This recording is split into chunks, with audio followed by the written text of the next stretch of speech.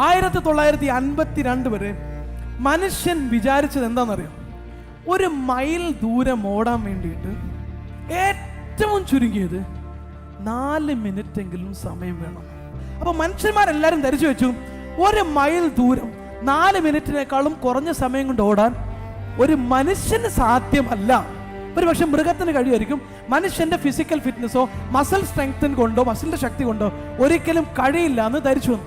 അങ്ങനെ ഇരിക്കുകയാണ് 1952 ഒളിമ്പിക്സിൽ റോജർ ബാനിസ്റ്റർ എന്ന് പറയുന്ന ഒരു വ്യക്തി വന്ന് ആദ്യമായിട്ട്, ലോകത്തിൽ ആദ്യമായിട്ട് 4 മിനിറ്റിനേക്കാളും കുറഞ്ഞ സമയം കൊണ്ട് 1 മൈൽ ദൂരം ഓടി തീർത്തു എന്ന് മാത്രമല്ല, അതിനുശേഷം ഇന്ന് വരെ 30,000-ലേറെ ആളുകളാണ്, ഇൻക്ലൂഡിംഗ് ഹൈസ്കൂൾ സ്റ്റുഡൻസ്, ഒരാളെ ഓടിത്തീർത്തപ്പോ മനസ്സിലായി ഇത് മനുഷ്യന് സാധിക്കുമെന്ന്, ഒരാൾക്ക് കഴിയുമെന്ന് ബോധ്യപ്പെട്ടപ്പോ ആളുകൾ വിചാരിച്ചു ഇത് എനിക്കും കഴിയുമെന്ന്.